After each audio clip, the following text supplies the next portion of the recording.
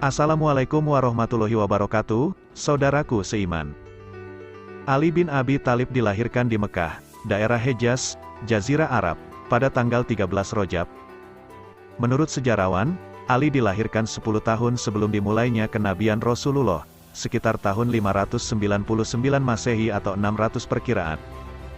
Usia Ali terhadap Nabi Muhammad masih diperselisihkan hingga kini. Sebagian riwayat menyebut berbeda 25 tahun, ada yang berbeda 27 tahun, ada yang 30 tahun, bahkan 32 tahun. Beliau bernama asli Haidar bin Abu Thalib, paman Rasulullah. Haidar yang berarti singa, harapan keluarga Abu Thalib untuk mempunyai penerus yang dapat menjadi tokoh pemberani dan disegani di antara kalangan Quraisy Mekah. Setelah mengetahui sepupu yang baru lahir diberi nama Haidar, Rasulullah memanggil dengan Ali, yang berarti tinggi derajat di sisi Allah. Ali dilahirkan dari ibu yang bernama Fatimah binti Asad, di mana Asad merupakan anak dari Hashim, sehingga menjadikan Ali merupakan keturunan Hashim dari sisi bapak dan ibu. Kelahiran Ali bin Abi Thalib banyak memberi hiburan bagi Rasulullah, karena beliau tidak punya anak laki-laki.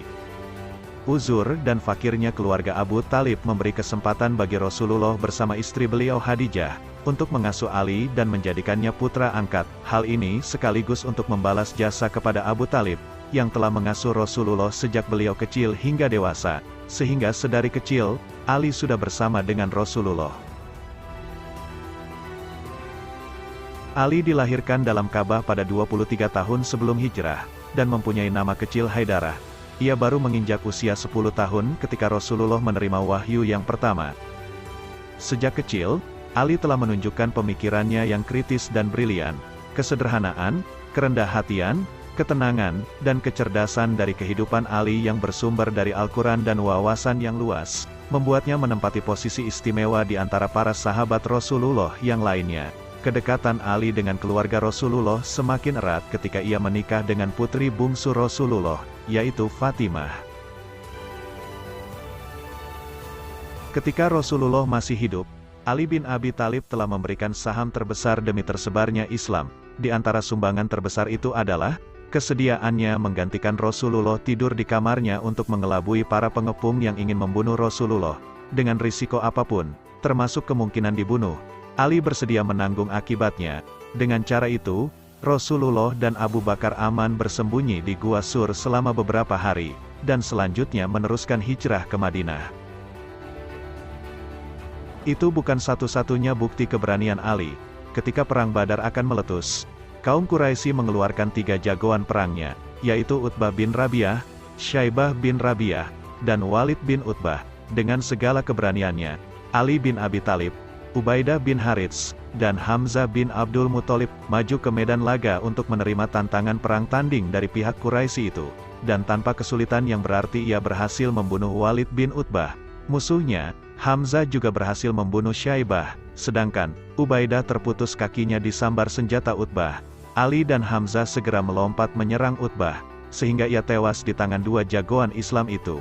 Adapun Ubaidah hanya mampu bertahan sekitar 4 atau 5 hari setelah Perang Badar. Ia pun syahid di daerah Safra. Pada masa kekhalifahan Abu Bakar, Umar, dan Utsman, ia terus menyertai 3 khalifah itu meneruskan dakwah Rasulullah. Ketika Utsman bin Affan syahid di tangan para pembunuhnya, kursi kekhalifahan kosong selama 2 atau 3 hari. Banyak orang, khususnya mereka yang berada di Madinah kala itu mendesak Ali untuk menggantikan posisi Utsman. Ketika para sahabat Rasulullah meminta dengan sangat terpaksa, Ali menerima jabatan sebagai khalifah yang keempat.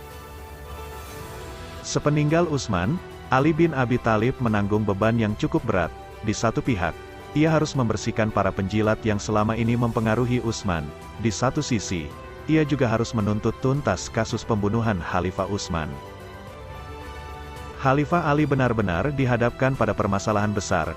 Yang ia hadapi saat itu bukan musuh kuat yang bisa dikalahkan dengan tajamnya pedang, bukan juga pasukan besar yang bisa ditaklukkan dengan strategi jitu.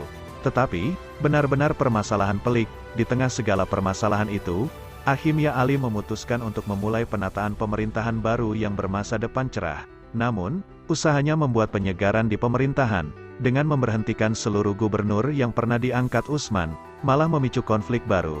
Menghadapi kebijakan itu, ada beberapa sahabat yang dengan legowo mengundurkan diri dari pentas politik, seperti Sa'ad bin Abi Waqqas dan Abdullah bin Umar. Namun, ada juga di antara mereka yang tetap bersikukuh meminta Ali untuk mendahulukan penuntasan kasus pembunuhan Utsman, suatu keharusan yang saat itu sangat sulit dilakukan oleh Ali, lantaran di antara para pembunuh itu justru masih bercokol di kota Madinah.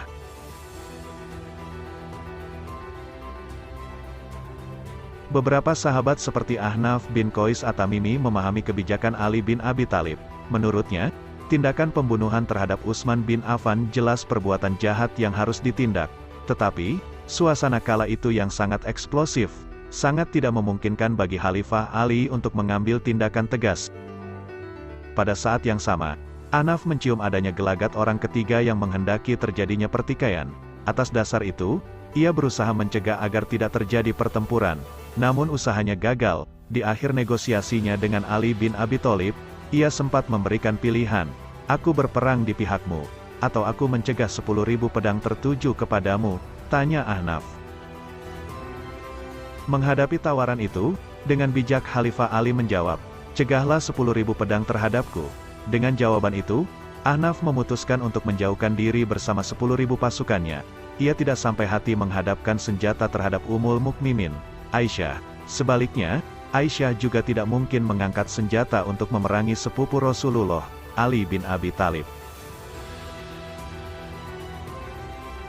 Namun, sejarah harus mencatat, puncak kemelut itu harus melahirkan sebuah tragedi kelam, Perang Jamal atau Perang Onta. Dinamakan demikian karena Aisyah mengendarai onta. Peperangan berakhir dengan kemenangan di pihak Ali. Talha bin Ubaidillah yang berada di pihak Aisyah berhasil meloloskan diri ke Basrah, tetapi akibat luka parah yang dideritanya, ia pun meninggal. Zubair bin Awam yang juga berada di pihak Aisyah gugur, sedangkan Aisyah tertawan, dan hanya 1 hari kemudian ia dibebaskan dan dikembalikan ke Makkah dengan diantar langsung oleh saudaranya, Muhammad bin Abu Bakar. Sementara itu, ketidakpuasan terhadap Ali yang belum juga menuntaskan kasus pembunuhan Utsman, melahirkan gejolak baru di daerah Syria. Pertentangan politik antara Ali dan Muawiyah mengakibatkan pecahnya Perang Siffin pada 37 Hijriah. Pasukan Ali yang berjumlah sekitar 95.000 orang melawan 85.000 orang pasukan Muawiyah. Ketika peperangan hampir berakhir, pasukan Ali berhasil mendesak lawannya. Namun, sebelum peperangan dimenangkan, muncul Amr bin As mengangkat mushaf menyatakan damai. "Mari kita bertahkim dengan kitab Allah," seru Amr lantang. Khalifah Ali tak bisa berkutik, dan terpaksa menghentikan peperangan. Seperti ditulis Yusuf Shawib dalam karyanya, Sejarah Daulah Khulafaur Rasyidin, Ali bin Abi Thalib memang seorang militer sejati. Ia berhasil memenangkan Perang Jamal. Ia juga berhasil mengatasi pasukan Muawiyah dalam Perang Siffin. Tetapi, ia bukanlah seorang negarawan seperti Rasulullah dan para khalifah pendahulunya. Kemampuannya dalam berdiplomasi kadangkala tak sebanding dengan apa yang dimiliki Amr bin As. Kedikdayaan Muawiyah dalam berpolitik kadang juga tak sanggup ia taklukkan.